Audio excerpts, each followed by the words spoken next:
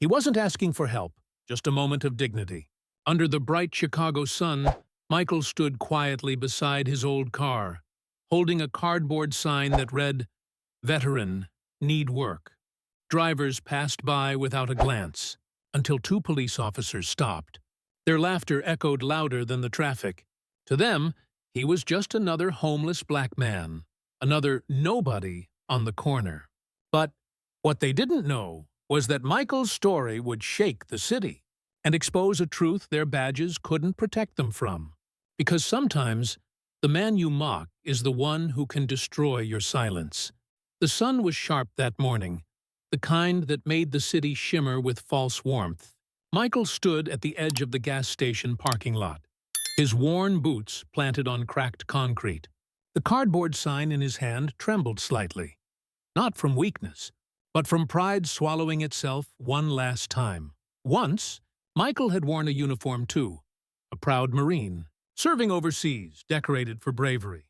But after the war came the silence, a broken system, denied benefits, a house lost when medical bills stacked higher than hope. Still, he never begged. He just looked for work. Any work. Every morning he cleaned up at a public restroom, brushed his hair, and straightened his jacket before stepping out. He didn't want pity. He wanted a chance. To the world rushing by, he was invisible, a shadow blending into sunlight. To those who did notice, he was a stereotype, a problem to be ignored. On that day, the city felt different. Something heavy lingered in the air, like a storm no one could see. As Michael stood near the curb holding his sign, a police cruiser rolled past, its reflection flashing across his eyes. It slowed, then circled back. He didn't flinch. He'd learned long ago that sudden movements could turn suspicion into danger. The window rolled down halfway, laughter spilling out before words. Michael kept his eyes forward, the muscles in his jaw tightening. He didn't know it yet, but that brief encounter, the laughter, the look of superiority, would unravel a chain of events that would force the city to confront the very racism it pretended to forget. The police cruiser came to a full stop beside him. Two officers stepped out, uniforms crisp, badges gleaming like they'd been waiting for a show. Their laughter cut through the air before they even reached him. People at the gas station turned their heads, pretending not to watch, but secretly recording through cracked phone screens. Michael stayed still, eyes forward, hands visible. The years had taught him the rules, unwritten ones that black men learned to survive. Don't raise your voice. Don't move too fast. Don't give them a reason. But sometimes the reason was your skin itself.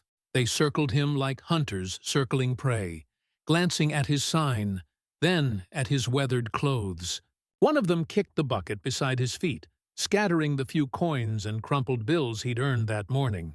The coins rolled across the pavement, glinting in the sunlight like tiny fragments of his pride. A few feet away, a mother pulled her son closer, whispering something he couldn't hear. A food delivery driver paused, hesitated, then drove off, not wanting to be next. The city that once promised him opportunity now looked away as if his existence was an inconvenience. Michael's heartbeat drummed in his ears. He could smell the faint oil and gasoline from the pumps, the sharp tang of humiliation burning hotter than the sun. He had endured worse: war zones, explosions, the constant threat of death. But this, somehow, felt heavier. One officer pointed toward his car, an old silver sedan parked neatly near the curb. Michael had bought it second-hand, fixed it himself, piece by piece. It was his last link to normalcy. Now they surrounded it, peering through the windows, running their hands across the hood as if touching something tainted. Something in the officer's smirk told Michael this wasn't about the car. It was about control, the type that came from power and prejudice working hand in hand. Within minutes, one of them was calling dispatch, pretending to check registration. The other opened the door without permission.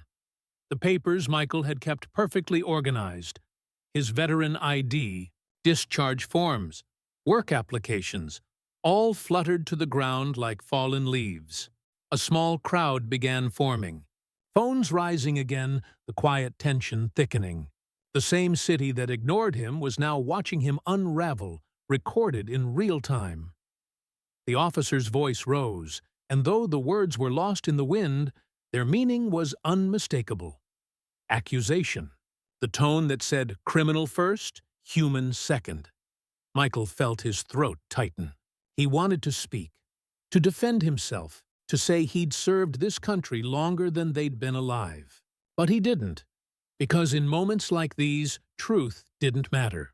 All that mattered was who had the microphone and who had the gun. Then came the sound, a loud thud, as one of the officers slammed the trunk shut and called for backup. Michael's name was about to become a headline, his life a lesson he never volunteered to teach. And as the second cruiser turned onto the street, lights flashing in broad daylight, Michael realized something terrifying. This wasn't just a stop. It was a setup. The sun blazed overhead, but the air felt cold. Michael's pulse pounded in his neck as 3 more squad cars boxed him in, sirens wailing like a public execution. His small corner of the city, just another intersection a minute ago, was now a stage built for humiliation. He stood frozen beside his old car as officers surrounded him, their radios crackling with false urgency. Commands flew in every direction, overlapping, hostile, designed to confuse. One shouted for him to raise his hands. Another barked for him to stay still. He did both. But confusion, to them, looked like resistance. The crowd had grown now, faces peering from storefronts, cameras raised high. Mrs. Patel, the owner of the corner store, whispered prayers behind the glass. A bus driver idled at the curb, passengers watching wide-eyed as injustice unfolded in real time. An officer yanked open the car door, pulling out a duffel bag from the back seat. It was Michael's military gear, dog tags, folded uniform, and medals he'd carried for years as a reminder of who he was. The officer dropped it onto the asphalt. The medals clinked as they hit the ground, scattering like broken truth. "Suspicious bag," the officer muttered, clutching at his radio again. The others nodded, feeding off the lie. Michael's chest tightened as another officer raised a hand toward his holster. The world slowed. He could hear the faint hum of the city, the sound of tires, wind, and his own heartbeat echoing in his skull. He thought of his daughter's smile, the photo tucked into his wallet, the promise he made to her. "I'll come home safe." A voice cut through the chaos, sharp, commanding, unfamiliar. From across the street, a man in a tailored suit sprinted forward, badge in hand. The crowd gasped. Every camera turned, because in that moment, the truth was about to collide with the lie. And for the first time, the officers realized they had just humiliated a war hero, live in front of the entire city. The silence that followed was deafening. The man with the badge, an internal affairs captain, stepped between Michael and the officers, his voice low but sharp enough to cut through the tension. Within minutes, backup was ordered to stand down. Cameras captured every second. Michael stood there, unmoving, his eyes fixed on the medals scattered across the ground. Sunlight glinted off one, a purple heart. The same medal those officers had mocked moments earlier, the same medal that told a story of sacrifice they could never understand. When the truth hit social media, it spread faster than any apology could catch it. "Homeless black veteran harassed by police." The headline dominated every screen.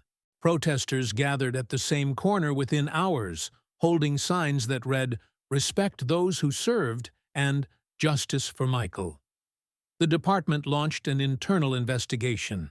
The officers were suspended, but Michael didn't celebrate. He didn't need revenge. He wanted recognition. Days later, the mayor publicly apologized, presenting him with new housing and a community service medal.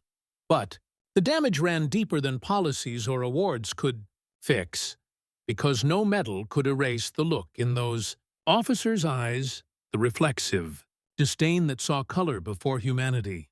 Weeks later, Michael stood again at that same corner, not to beg, but to speak. Reporters, veterans, and neighbors listened as he told his story. His voice was calm, steady, filled with the dignity they'd tried to strip away. He reminded the world that racism isn't always hidden in dark alleys. Sometimes it stands proudly in daylight, wearing a badge, laughing in your face. Until the camera starts recording. The city moved on, but the video stayed. Millions of views, thousands of comments. One haunting truth: Michael didn't need to prove his worth. The question was, why did he have to? Don't miss more powerful real-life stories. Hit subscribe now.